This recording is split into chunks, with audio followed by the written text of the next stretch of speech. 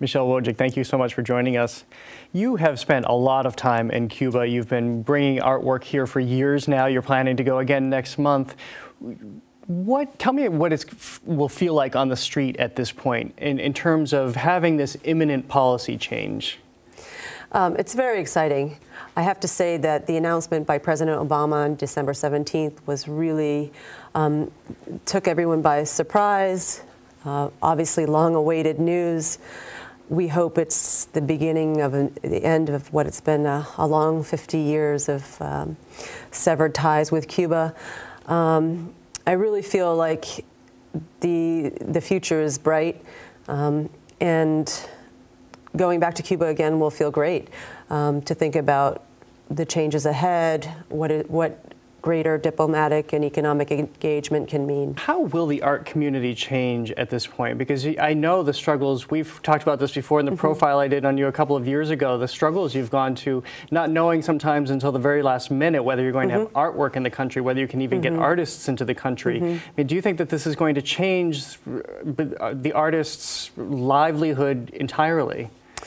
It could. What it could mean for artists, for example, who often don't get outside of Cuba, who don't have outlets outside of Cuba. That means they're reliant upon sales happening on the island. Using credit and debit cards where people can buy things on a whim could change their lives quite a bit. The average Cuban is making about $20 to $25 a month. One is more or less making that money that is employed by the Cuban state. Those that are practicing private enterprise can get access to dollars. This is and foreign currency. What about the artistic identity of Cuba? We spoke about this before too, where you pointed out that because there's not a lot of exposure to what's happening in art all around the world, internet access is severely limited. These are artists who have really forged their own identity without the influences. So do you think that's going to be, I mean, compromise may be too crass a word, but is it going to change? Yes, you know, the internet is something that the United States now says it wants to supply and essentially assist in the infrastructure, building the infrastructure. This could be huge, you know, in terms of the accessibility of the artists, but also it could be, it's, you know, certainly going to influence their work. You know, what they're seeing not only will influence their production, artistic production, but also how much time they're maybe spending on the internet. And you know, that's a cultural thing that's so large, we can only chip away at where we think that could go.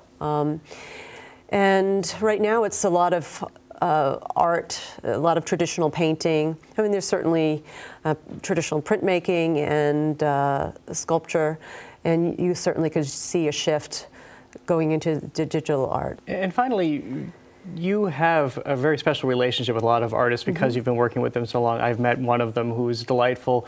Have you had the opportunity to speak with them or at least correspond with them since this announcement was made to get a sense of how they're feeling about it?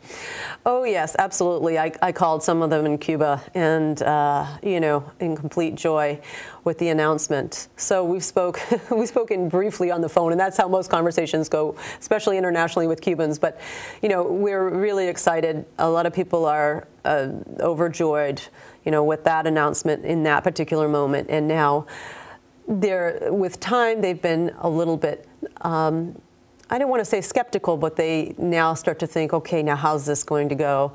They wonder what's going to happen next, and they're excited. I think they realize there's no going back to the absolute days of isolation. So one of curiosity, interest, excitement, and maybe a tad bit of skepticism. Well, it'll be great to watch. Michelle Wojcik, thank you so much for joining us. Thank you for having me.